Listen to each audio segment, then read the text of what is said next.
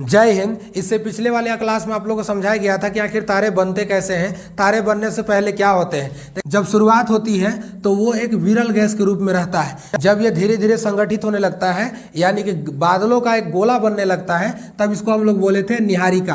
और निहारिका में जब आग पकड़ लेता है, जब दहन होने लगता है, तो इसको हम लोग तारा बोले थे। इसमें जो फ्यूल होता है वो हाइड्रोजन और हीलियम होता है। हाइड्रोजन का संलयन किसमें हो जाता है तो हीलियम में हो जाता है। और ये इसका स्टेज बताए थे कि प्लाज्मा में रहता है, यानी कि खखार की तरह होता है। इसको पूरा उठाएंगे तो ये उठेगा भी नहीं और सूचना को बहाएंगे तो बहबो नहीं करेगा, यानी कि ये किसी भी तरीका से बहाएगा भी नहीं, किसी भी तरीका से उठेगा भी नहीं। यानी कि ये पूरा तरीका से ना तो पानी है ना तो पूरा तरीका से ठोस है। तो ध्यान से समझिएगा। अब हम लोग समझेंगे तारे का अंत कैसे होता है, क्योंकि दुनिया में जो चीज बना है उसका अंत होना तो जरूरी है। बना है तो सोच रहा वो मिटने के लिए वो बना है, और नहीं तो फिर उस बनवे नहीं करता। अब दुनिया में हर चीज मिटने के लिए बना है, समझ में ना। अब इसको भाई मैटर करता है कि कौन का किसका मौत किस तरह से हो।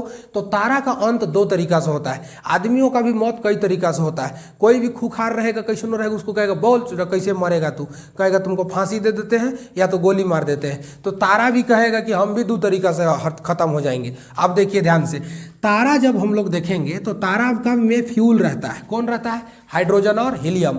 जब ये तारा में फ्यूल यानी कि जब धीरे धीरे खत्म होने लगेगा, धीरे धीरे समाप्त होने लगता है, तो ये धीरे धीरे क्या होने लगता है, बड़ा रूप लेने लगता है, बड़ा रूप लेने लगता है। और ये बन जाता है लाल दानव। क्या बन जाता है? लाल दानव। जब 90% फ्यूल तारा में खत्म हो गया, यानी कि सूरज में 90% तेल खत्म, यानी कि ईंधन खत्म, तब जाकर के बन गया लाल दानव। यानी कि लाल दानव बना तो ये फ्यूल खत्म हो गया। कितना? 90%। अब ये ध्यान में देखना है कि सोचना दो तरफ जाता है। एक बार उन्हों मर जाएगा जाके, एक बार इन्हों जाएगा मर जाएगा। तो ये भी खुदकुशी का तरह से करता है, दो तरीका से करता है। अब ध्यान से समझिएगा कि ये लाल दानव जो है ये ऊपर कब जाएगा और यही लाल दानव निचवा कब आएगा। उन्हों जाएगा तो मरेगा, इन्हों आएगा तो मरेगा। मौत दोनों तरफ फिक्स है, लेकिन मरेगा उधरों जाके इधरों आके मरेगा। तो समझिए बाबू ध्यान से, जब यह लाल दानव इस तारा से 1.5 गुना ज्यादा बड़ा हो जाएगा तो चला आएगा नीचे के रास्ते। और जब यही लाल दानव 1.5 गुना छोटका हो जाएगा केकर से? तारा से, तो ऊपर चला जाएगा। यानी कि लाल दानव 1.5 गुना छोटा तो ऊपर, और यही लाल दानव जब 1.5 गुना बड़का तो नीचे। अब ये मौत हो जाएगा इसका। तारा से 1.5 गुना छोटा हो जाएगा तो ये बन जाता है लाल दानव। लाल दानव को हम लोग कहते हैं रेड जाइंट। क्या कहते हैं इसको? Red giant. अब ये धीरे धीरे और छोटा होने लगेगा जाते जाते, तो इसका फ्यूल और खत्म होने लगेगा, खत्म होने लगेगा धीरे धीरे। 90% खत्म हुआ तारा का फ्यूल, सूर्य का फ्यूल, सूर्य भी एक तारा है, तो सूर्य का फ्यूल या तारा का फ्यूल तो खत्म हो गया 90%, तो बन गया लाल दानव। और ये धीरे धीरे चला गया किधर? श्वेत वामन की तरह। श्वेत वामन जब जाता है तो श्वेत वामन को हम लोग देखिए, वामन को कहते हैं ड्वार्फ, तो ये बन गया श्वेत वामन यानी कि व्हाइट ड्वार्फ। ध्यान रखिएगा, व्हाइट ड्वार्फ। जब इसमें 95% फ्यूल खत्म हो जाता है तो ये बन जाता है श्वेत वामन। श्वेत वामन। और श्वेत वामन जो होता है ये बहुत अजीब टाइप का चमकता है आसमान में। जब भी ऐसे करके देखिएगा ना, तो श्वेत वामन अगर कोई तारा रहेगा तो एक बार जब भूख करेगा, एक बार यानी कि देखिएगा ना तो एक बार दिख जाएगा, भौक से दिखेगा। फिर एक बार देखिएगा तो अरे सोच रहा कहाँ चल गया, रे दिखबे नहीं करता है सब। श्वेत वामन बड़ी अजीब का होता है सब।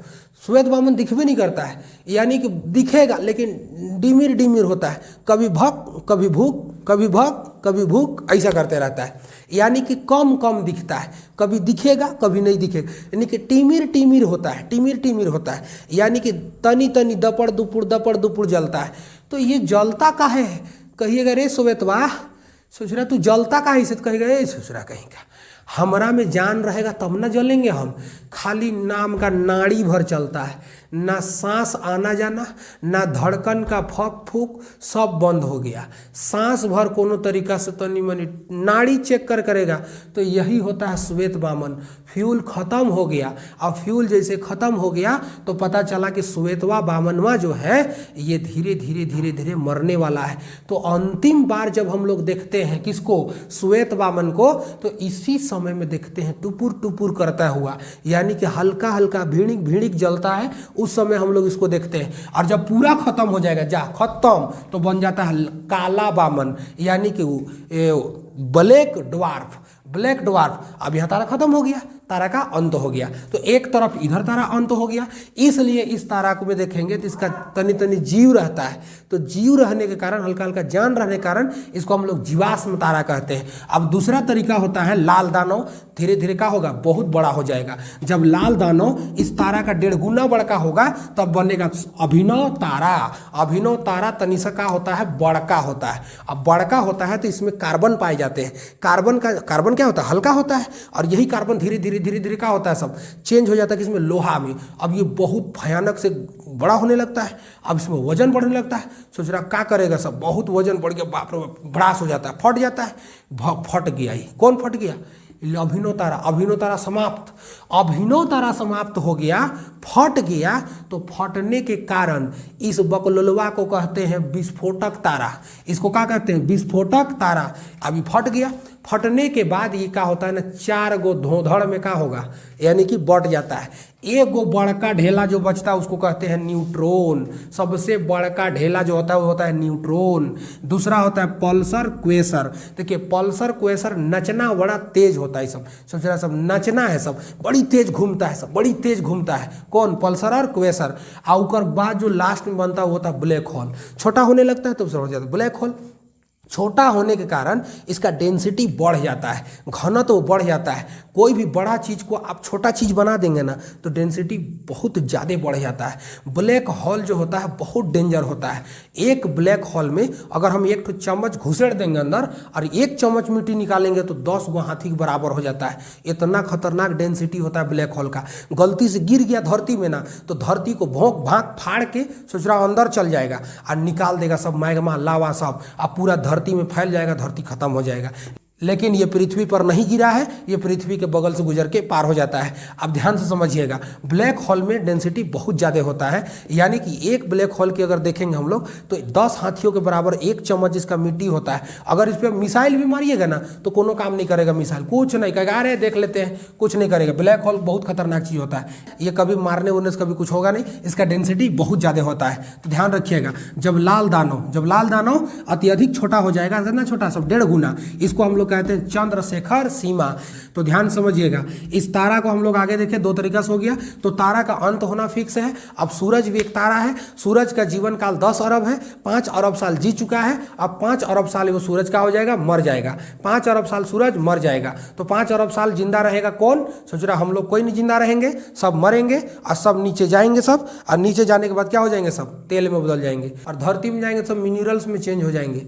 सोच रहा बनेंगे का, पेट्रोल डीजल सब बन जाएंगे, बेचा जाएंगे सब, तो मिनरल्स में हम लोग चल जाएंगे सब। तो ध्यान रखेंगे यहाँ से, तो कोई दिक्कत आपको नहीं होना चाहिए।